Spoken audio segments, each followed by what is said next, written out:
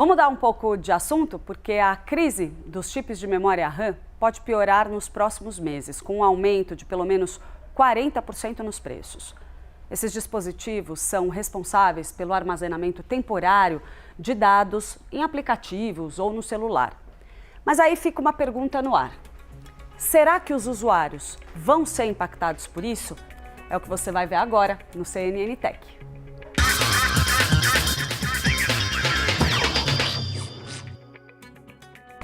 Quer uma resposta rápida ou a resposta dolorida? Adriano Ponte chegando aqui com a gente já com a resposta na ponta da língua, com cara de que vem dolorida, né? Bom dia pra você. Bom dia, Clarice, tudo bem? Olha, do jeito mais injusto possível de explicar, tem um pente de memória RAM aqui na mesa, que ele não vai ajudar em nada a entender, mas ele serve para sempre ilustrar o porquê que os preços estão assim. E para deixar mais claro, tá aqui. A gente olha para um pente de memória RAM e fala, pô, por que essa coisinha aqui iria afetar o preço das coisas, sendo que eu nem monto computador? A pessoa pega um desse aqui na mão e fica muito claro que é só uma pecinha que ela não usa no dia a dia. Tem muita gente que, isso falando do nosso público, só tem um tablet, ou mesmo não tem mais nada em casa a não ser o celular. Então parece errado que uma peça que tem o tamanho do dispositivo da pessoa, que ela nem constrói, nenhuma máquina assim, seja impactada. Então, para facilitar um pouco, eu acredito que isso aqui deixa mais claro o porquê que a crise das memórias RAM afeta notebooks, que obviamente tem uma versão miniatura, celulares que não, obviamente, tem nenhuma dessas peças. Lembrei do meu 386, pode? Com certeza, com certeza. Os jovens não sabem o que é um 386, Não, ainda né? bem que não. Se você lembra o que é um K62, eu lamento muito por você, porque foi uma época difícil de configurar quando você fazia as coisas errado. Hoje em dia é fácil recuperar. Mas olhando aqui, isso aqui é uma placa-mãe comum, com uma placa de vídeo comum, com memória RAM comum. O que eu quero mostrar aqui não é a arquitetura disso que talvez seja inútil para o seu dia a dia, e sim a modularidade da coisa. O pessoal que constrói computador já está acostumado a remover placa de vídeo, já está acostumado a remover memória RAM, que é o que a gente começou aqui. E quando você deixa essas peças espalhadas assim, você percebe uma coisa bem simples.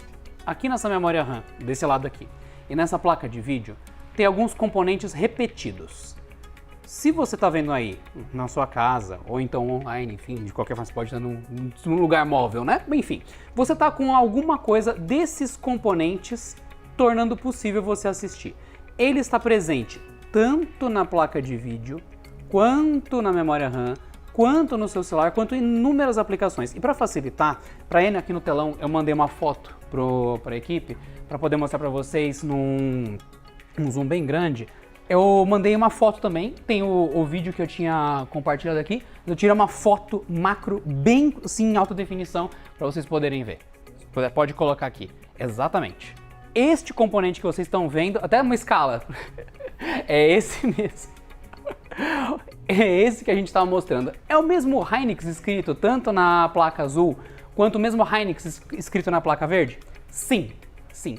E se vocês cortarem para cá, dá para entender a proporção, o tamaninho de nada que isso aqui tem. É meramente uma parte dos componentes. Olha só, nesse toquinho aqui na minha mão, com o componente ampliado, é exatamente esse aqui, ó. Este nadinha é este Hynix que está escrito aqui. E o que vocês viram na imagem do escrito SK Hynix, num grandão, e Hynix no outro, é a mesma empresa. E eu acho que é essa a explicação difícil para o público.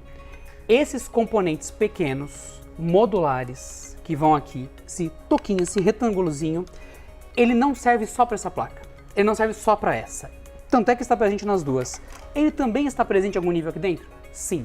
Ele também está presente numa geladeira que tem um controlador Wi-Fi? Sim.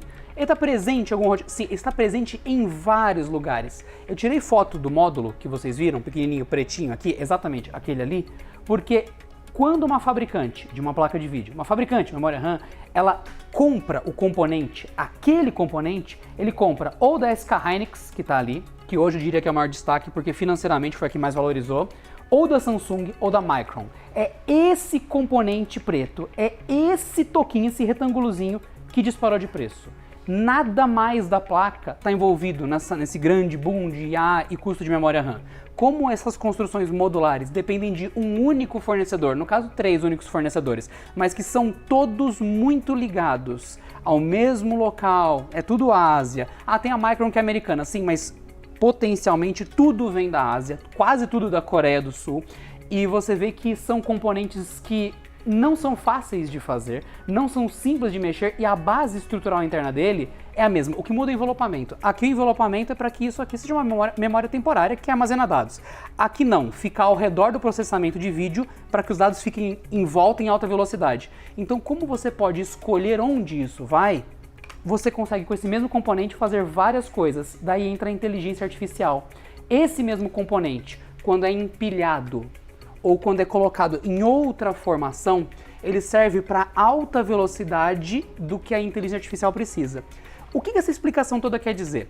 Quer dizer que talvez você nunca tenha olhado para esse componente com muita atenção e ele sempre foi vendido a preço muito barato e cada vez mais barato para toda a indústria. Só que pela primeira vez existe um consumo excessivo da indústria, dos grandes players de IA em volta disso. Então acabou no mercado. As compras disso têm acontecido em grande velocidade, em grande quantidade, já tem um ano mais ou menos que eu acompanho, e dizia-se que ia acabar. Quando disseram que acabou, ainda havia um estoque de 6 meses. Só que isso já acabou uma vez e chegou no fim do estoque. Agora é o momento que a Apple sobe o preço, agora é o momento que provavelmente o lançamento Samsung subirão o preço, porque esse componente não só acabou, como para repor essa pecinha dentro de uma Apple, uma Samsung, uma Microsoft, vai levar muitos meses também. E não há previsão de que as empresas que estão esgotando esses estoques parem de esgotá-los. Então, a previsão era 2027. Já está em 2028 pelas análises de mercado.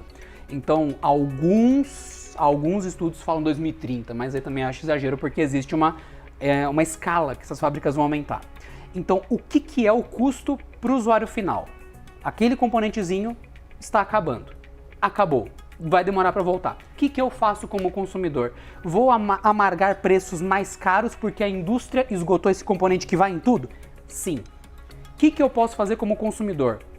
No momento, tem máquinas mais antigas que são perfeitamente boas. Eu não digo de comprar máquina velha. Vou dar um exemplo. O socket desse processador que está aqui. Há uma troca da 14ª geração da Intel para a 13ª, para a 12ª. Só que a gente está falando de vendas de 11ª, 10ª geração que continuam funcionando perfeitamente bem. Mesmo a AMD nem tanto porque ele tem um socket diferente que ela até relançou modelos anteriores. Mas o que eu quero dizer é, você comprar o topo de linha o tempo todo te faz pagar mais caro o tempo todo. Neste momento de agora, isso virou uma verdade quase que absoluta. Você vai pagar o mais caro de todos por optar o mais recente. Sendo que computadores que não são topo de linha continuam muito funcionais de um ano para o outro. Não há necessidade de você comprar o melhor. Esse momento de, será que ano passado tudo que lançou explodiu de um ano para o outro ou continua perfeitamente bom, só que por um preço mais pagável? É o momento de pensar melhor a compra. Deixa de ser aquele impulso do novo e falar, pera, mudou 5% de um ano para o outro e vou pagar 100% mais caro? Mais do que nunca o bom senso. Componentes anteriores continuam perfeitamente funcionais, não houve forte mudança no Android, no iOS. Nos últimos 3, 4 anos você vê coisas agora de IA que estão vindo e que estão vindo. Então a realidade é segurar um upgrade. Eu ia trocar meu computador esse ano. Você realmente precisa? É o pior ano para isso. Agora, da ótica do consumidor, a gente tem esse olhar, né, certo, Adriano? Mas se a gente for olhar da ótica da indústria, a gente pode ter um movimento ali muito expressivo no decorrer dos próximos meses que vai impactar significativamente a demanda também, né? Olha, eu não vou entrar em economia, mas na outra grande crise, houve, em resposta a uma coisa dessa, uma grande expansão de parques industriais para a demanda acabar e os parques industriais terem um prejuízo gigante. Pode ser que muitas empresas dessa vez não façam a expansão. Não façam o mesmo. Então pode ser sim que a crise prolongue, porque eles não querem cair no mesmo erro da última. De investir demais agora para compensar essa escassez de oferta. E para mim pode ser uma demanda temporária, porque no mundo de chips de inferência de IA, você vê que tem arquiteturas diferentes. Nada garante que ano que vem vamos usar esse mesmo componente que eu mostrei para vocês. Pode ser que mude completamente a arquitetura e fale, olha, não é mais o gargalo principal, ele só troca de lugar, ele nunca some. Tá aí, então, retrato do momento com o Adriano, nosso parceiro aqui do canal Tech. Obrigada por hoje. Até a próxima. É um prazer. Eu compro o topo de linha do ano passado. Economiza dinheiro e continua muito bom. Até mais.